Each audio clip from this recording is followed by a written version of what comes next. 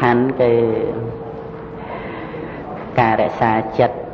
ឲ្យប្រព្រឹត្តទៅជាកុសលណាអំបញ្ញមិញហ្នឹងខ្ញុំកណ្ដាលខ្ញុំបានហ្នឹងក៏សម្ដែង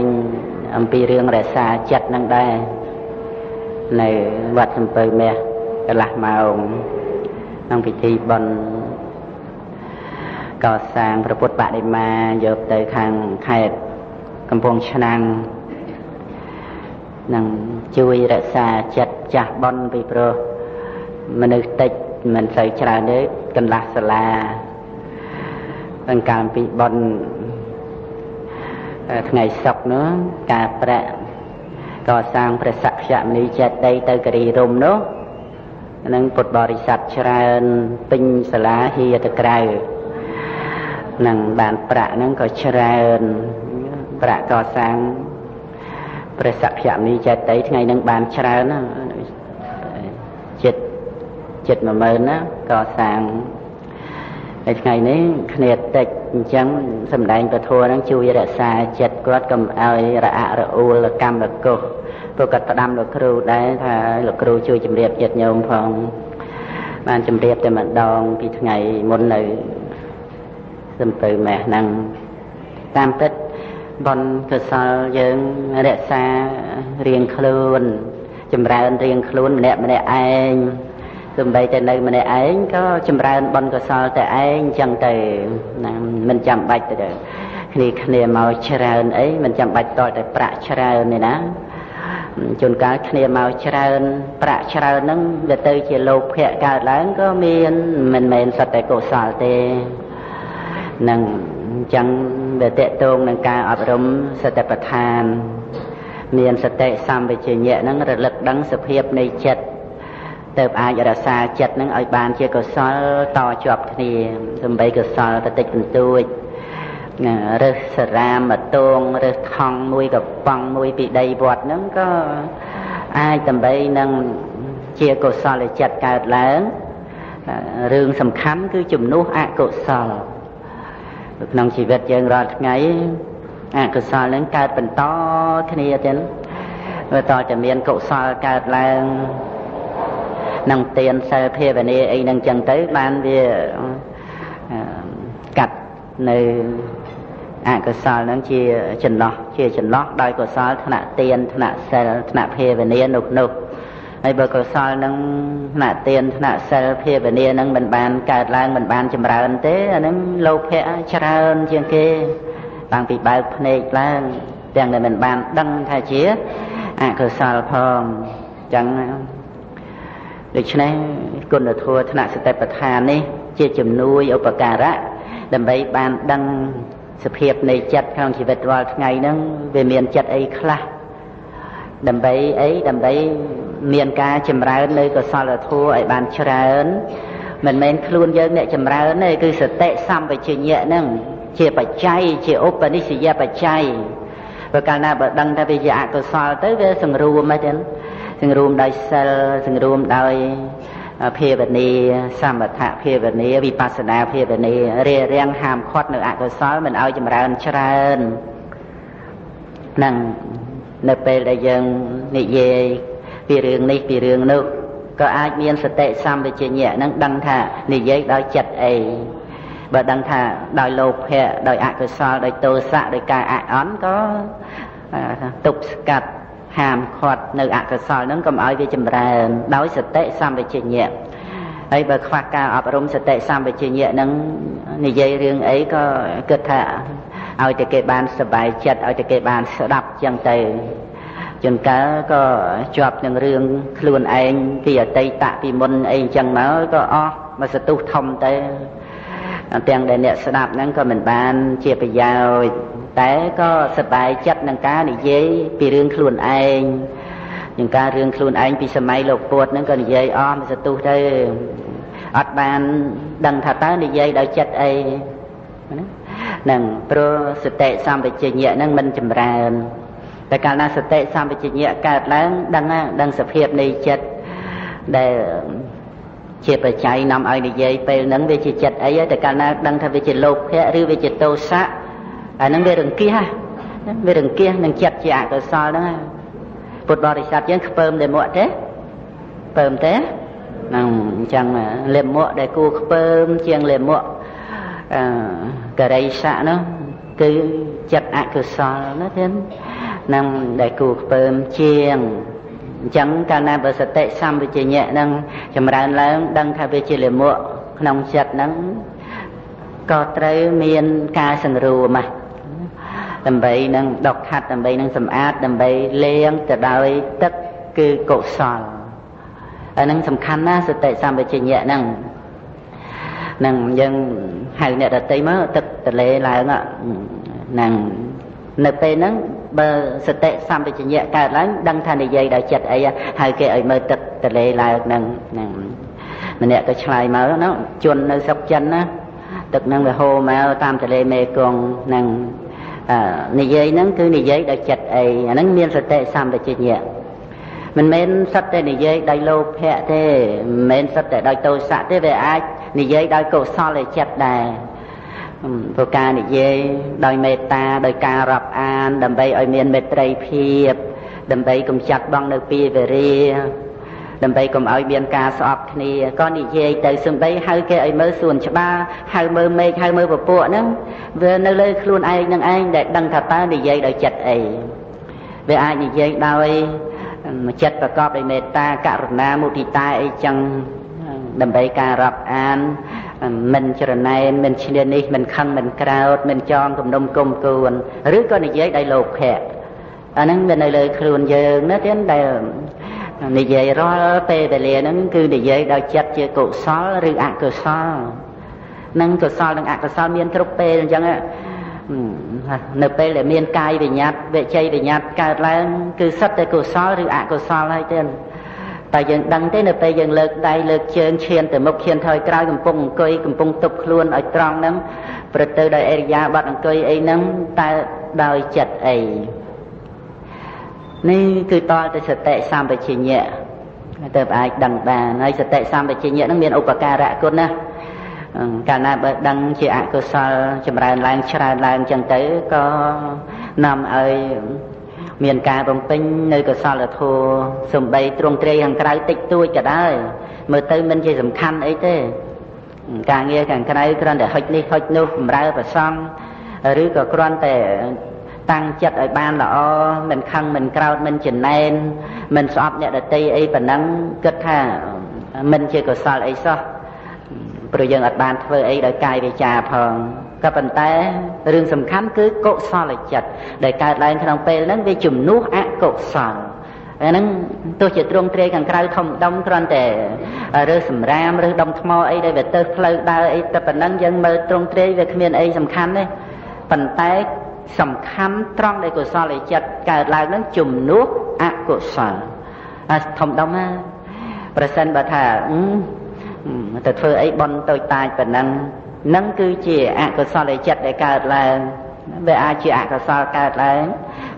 ប្រព្រឹត្តទៅដោយការខ្ជិលក្នុងការបំពេញសេចក្តីល្អក្នុងកិច្ចការងារសំបីតិចតួចអានឹងវាមានឧបនិស្ស័យមកយ៉ាងសម្បូរទៀតក្នុងរឿងអកុសលវាមានអនុស្ស័យទៀតអនុស្ស័យដែលនៅមិនទាន់បានលះហ្នឹងវាបន្តតាមចិត្តសន្តានទៀតនឹងគ្រប់គណៈទាំងអស់អនុស្ស័យហ្នឹងដែលបំណំឲ្យមានជាអកុសល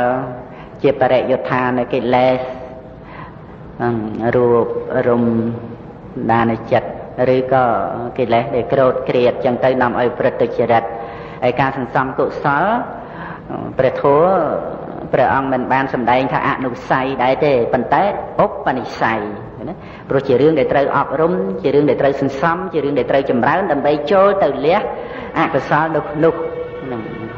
កាលណាបើចូលទៅលះអកុសលនោះក៏ដូចជាការលះនៅអនុស្ស័យនឹងផងដែរពីព្រោះអីពីព្រោះតែកាលណាសន្សំការលះច្រើនទៅរារាំងបាបអកុសលក្រោធក្រៀតបាបអកុសលថ្នាក់កណ្ដាលនឹងទៅកុសលនឹងបានកម្លាំងមមតំធ្វើឲ្យចូលទៅរកការលះនៅអនុស្ស័យនឹងដោយអំណាចនៃអរិយមគ្គដែលជាលោកុត្តរៈនោះការសន្សំហ្នឹងហៅថាឧបនិស្ស័យមិនហៅថាអនុស្ស័យទេចំពោះតែអកុសលទេដែលជាអនុស្ស័យ ដែលនៅមិនតាន់បានលះវាមានការដេកសំងំនៅជារឿយហើយនឹងហើយដែលនាំឲ្យមានកិលេសរូបរមចិត្តមានកាមឆន្ទៈឬក៏ក្រោតក្រៀតនាំឲ្យប្រព្រឹត្តទុច្ចរិតហ្នឹងវាអាស្រ័យអនុស័យហ្នឹងហើយចឹងបានសម្ដែងព្រះធម៌នឹងរក្សាចិត្តចាស់បត់ហ្នឹងគឺយើងមានទឹកដៅដើម្បីបុណ្យកុសលបានយើងកសាងព្រះចឹងអញ្ចឹងគឺយើងនៅតែរក្សាកុសលអញ្ចឹងកុំឲ្យទាំងគ្នាតិចមានចំណូលប្រាក់តិចអញ្ចឹងអន់ចិត្តណាដូចជាចំណែនបន់ពីថ្ងៃសុកដល់ហើយវាអាចណាវាអាចបើយើងមិនបានរក្សាទេណាពីថ្ងៃនោះមិនក៏មនុស្សច្រើនម្លេះហើយបានប្រាក់នោះក៏វាច្រើនអីអញ្ចឹងហ្នឹងប៉ុន្តែកាលណាបើយើងរក្សាចិត្តមានសតិសម្បជញ្ញៈមានបញ្ញារឿងសំខាន់ដែលនៅត្រង់កុសលចិត្តតែដែលជាសក្ការៈបូជាដ៏ធំធេងចំពោះព្រះអរហន្តសម្មាសម្ពុទ្ធនោះនឹងវាមិនពិសេសអីសំខាន់នៅលើគ្រឿងសក្ការៈបូជាខាងក្រៅនឹងនោះប៉ុន្មានឡើយរឿងសំខាន់សក្ការៈបូជាខាងក្រៅនឹងកសាងព្រះសទ្ធោបច្ច័យដីភ្ញីផ្កាកសាងព្រះពុទ្ធបដិមាអីហ្នឹងវានៅលើកុសលចិត្តដែលចម្រើនឡើងហ្នឹងព្រះសម្មាសម្ពុទ្ធព្រះអង្គមិនបានទាមទារប្រយោជន៍អីពីសត្វលោកទេនឹងព្រោះប្រយោជន៍ព្រះអង្គបានសម្រេចសពគ្រប់ហើយបើកុំតែមានបំណងដើម្បីអនុគ្រោះសត្វលោកនោះព្រះអង្គបរិនិព្វានតាំងតែ4អសង្ខ័យមួយសែនកាប់មុនម្លេះជាសាវករបស់ព្រះសម្មាសម្ពុទ្ធទីបង្កអញ្ចឹងទៅក៏ណាប៉ុន្តែដើម្បីអនុគ្រោះសត្វលោកដើម្បីប្រយោជន៍សត្វលោកទៅព្រះអង្គរងសេចក្តីទុក្ខលំបាកក្នុងវដ្តសង្សារដូច្នេះបំណងរបស់ព្រះអង្គដើម្បីឲ្យសត្វលោកបានរួចផុតចាកទុក្ខសត្វលោកដែលរួចផុតចាកទុក្ខគឺកុសលធម៌ចម្រើនឡើងវាមិនមែននៅត្រង់ដែលថាយើងបានសក្ការៈបូជាខាងក្រៅមានការកសាងពុទ្ធបដិមាព្រះសក្យមុនីចេតិយព្រះសទ្ធោបូជនីយដ្ឋានអីហ្នឹងឈ្មោះថាជាការតបស្នងសងគុណព្រះអង្គពេញលេញគ្រប់គ្រាន់ហើយនោះគឺមិនមែនទេណាទេមិនមែនចឹងទេប៉ុណ្ណានឹងគឺវានៅលើការចម្រើនកុសលចិត្តរបស់យើងនឹងហើយទៅជាសក្ការៈបូជាដ៏ថ្លៃថ្លានឹងដូចជាក្នុងការដែលយើងមានសិលមានសមាធិបញ្ញាអប់រំសតិប្បដ្ឋានជាសក្ការៈបូជាដ៏ពងខ្ពស់ណាស់ទៀតនឹងដើម្បីអីដើម្បីជួយខ្លួនយើងឲ្យរួចផុតចាកទុក្ខហ្នឹងប៉ុន្តែឈ្មោះថាបូជាដល់ព្រះអង្គគឺបំពេញតាមបំណងរបស់ព្រះអង្គដែលព្រះអង្គរងទុក្ខឱកាសជាអង្វែងមកដើម្បីកន្លែងហ្នឹងដើម្បីឲ្យសត្វលោកបានជួយខ្លួនឯងបានរួចផុតចាកទុក្ខព្រះអង្គគ្រាន់តែត្រាស់សម្ដែងព្រះធម៌ហ្នឹងបំភ្លឺផ្លូវដល់សត្វលោកហ្នឹងមានសេចក្តីជាយាមបើទៅបានរួចផុតចាកទុក្ខហ្នឹងគឺហ្នឹងហើយតបស្នងសងប្រគុណហើយហ្នឹង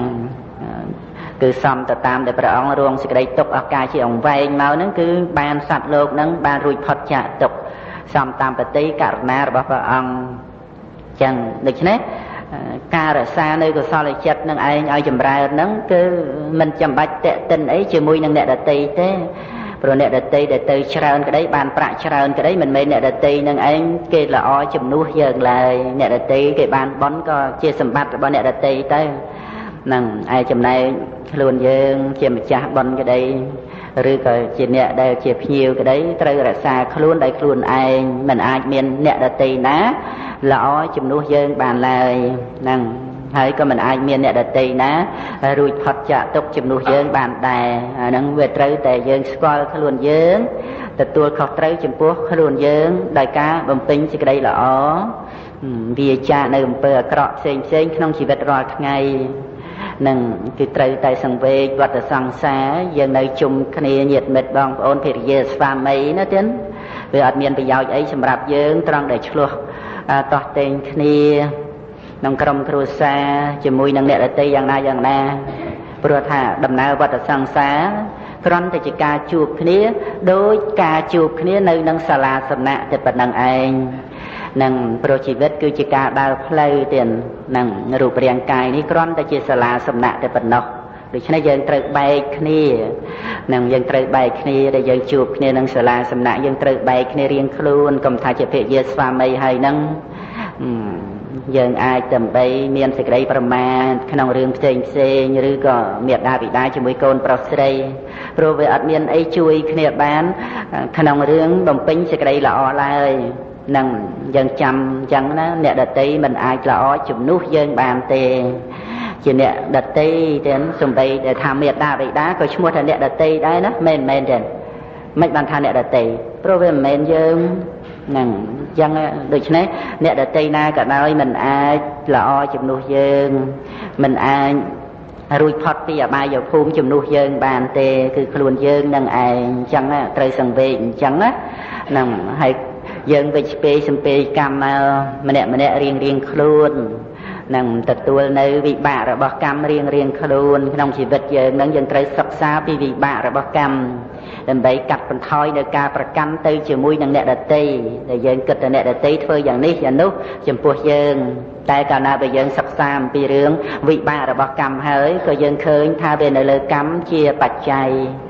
អានឹងនៃមានសំណួរអាត្មាភាពនាមជាសុមាលាគង់នៅខេត្តតាកែវសូម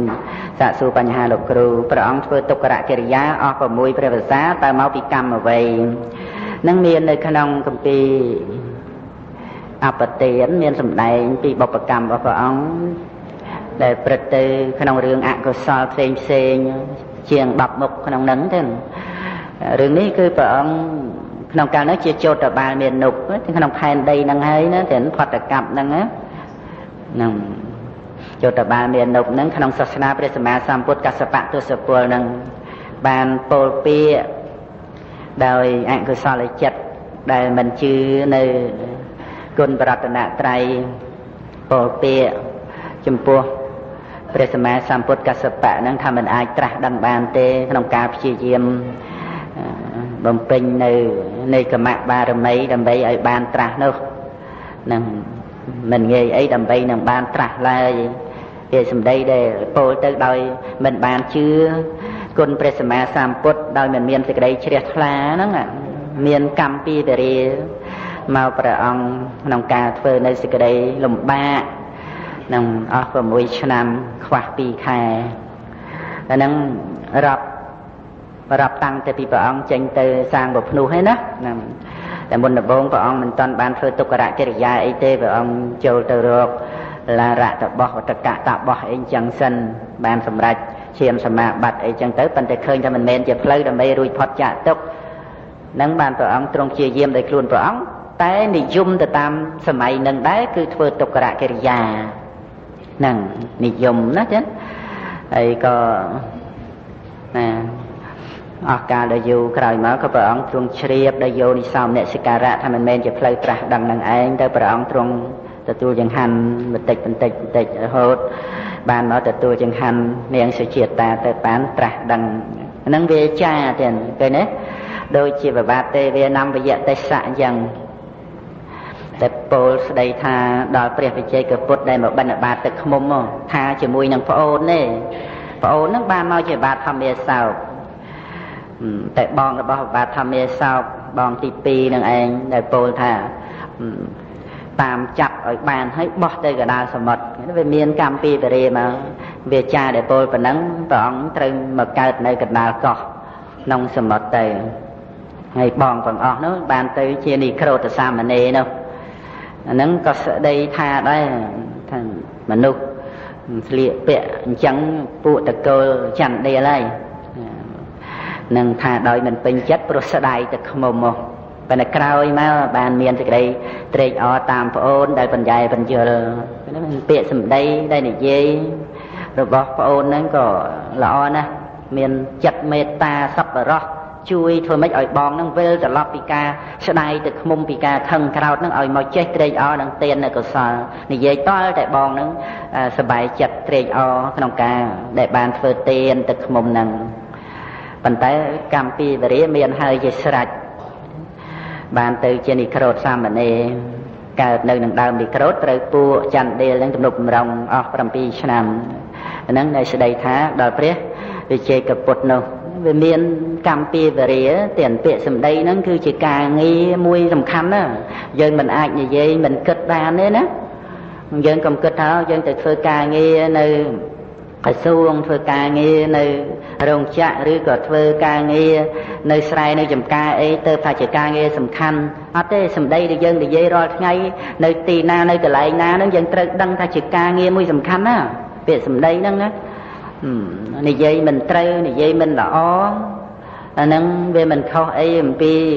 ការកាប់មាត់ខ្លួនឯងនឹងពុទ្ធៅទេនឹងឬក៏ដូចជាលំពេងមានមុខដ៏មុតចាក់ទម្លាយទ្រូង